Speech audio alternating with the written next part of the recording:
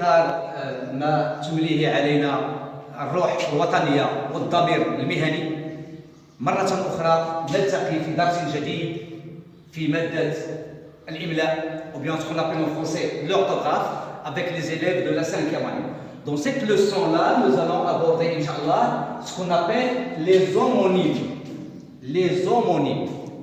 Lorsqu'on entend le mot homonyme, veut dire les homophones ou les homographes. Les homophones, ce sont les mots qui se prononcent de la même façon, mais ayant un sens différent. Les homographes, nous avons là le mot graphe, veut dire l'image. Ils ont la même image et le sens différent. Alors, commençons maintenant par les homophones. On a dit même prononciation et le sens différent. Exemple. Nous avons pas mal d'exemples, beaucoup d'exemples, mais on va se limiter à quelques exemples que nous avons dans le programme de la 5e année. Alors, prenons le se et le se. Ils se prononcent de la même façon. Se. Mais, de point de vue écriture, c'est différent. Là, nous avons un CE et là un SE. Ce que veut dire le CE, on montre, on dit ce. Donc, c'est un adjectif démonstratif dans lequel on montre un nom masculin singulier. Ce garçon, ce bureau, ce directeur, ce monsieur, etc. Ce, toujours. Et est suivi d'un nom masculin. Toujours le ce, et est suivi d'un nom masculin. Exemple. Ce garçon est gentil. Nous avons un ce, comme vous le voyez, plus un nom masculin singulier. Ce garçon. Ce toujours, comme j'ai déjà dit, plus un nom commençant par une voyelle cette fois-ci, il nous donne 7. Le ce, plus un nom qui commence par une voyelle. On dit 7 hommes. Normalement, c'est ce homme ou bien ce immeuble.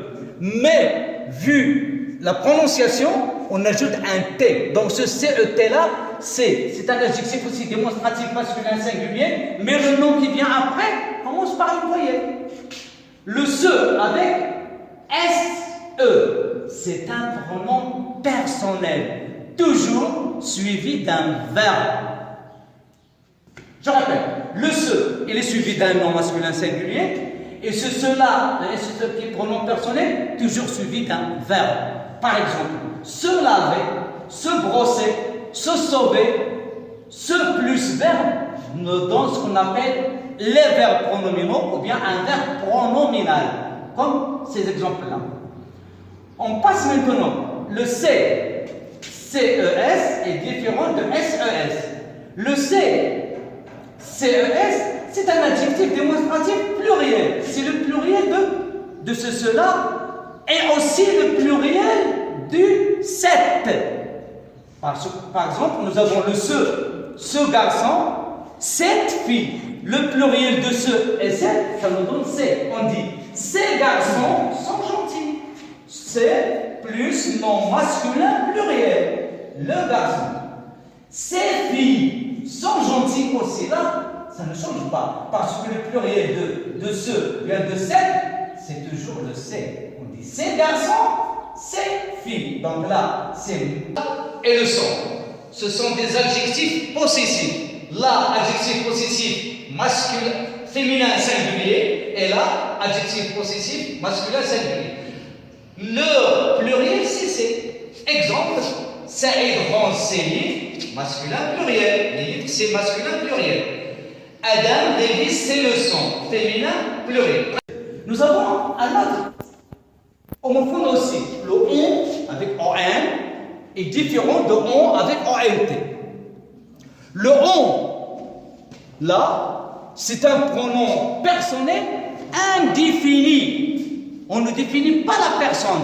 Indéfini. On dit, on parle, on chante. Comme là, on dit qu'on peut attaquer le coronavirus si on reste à la maison. Je répète cette phrase. On dit. Qui a dit ça? Tout le monde le dit. Donc, ce qui a dit ça est indéfini.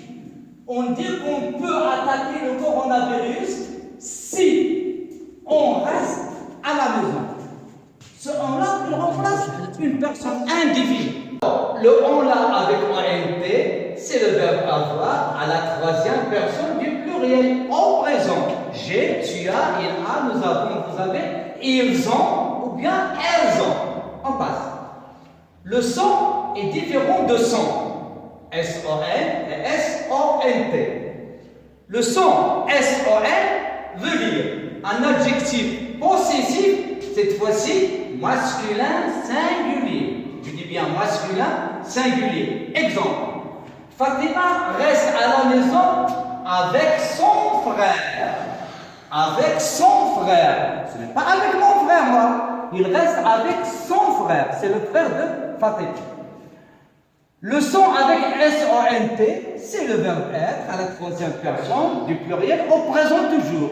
Je suis, tu es, ils sont, elles sont. Là, on a terminé avec le son et le son. Et il y en a beaucoup d'autres homophones. La deuxième partie, ce sont les homographes. Ce sont les homographes. Et lorsqu'on voit le mot graphe, veut dire l'image, le mot graphe.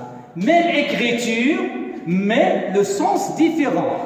Même écriture, mais le sens différent. Exemple, avocat. Lorsque je dis le mot avocat comme ça isolé, je ne peux pas comprendre le sens. Est-ce qu'il s'agit d'une profession ou bien d'un fruit? Par exemple, mon frère est un avocat. C'est une profession, c'est-à-dire la profession de mon frère, c'est un avocat.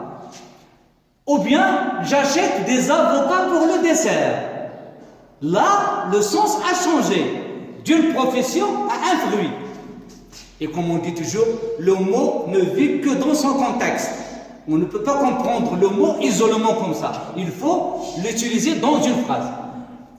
Si je vois ce mot-là, F-I-L-S, veut dire, dans la première phrase, je peux le prononcer. Mon petit-fils s'appelle Imran.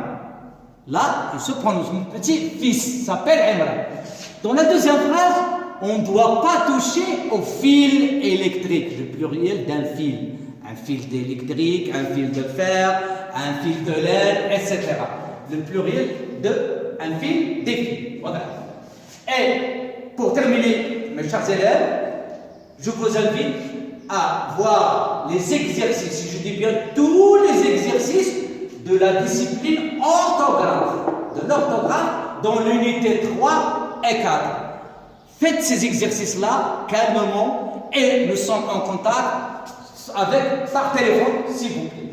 Bonne chance et merci à tous.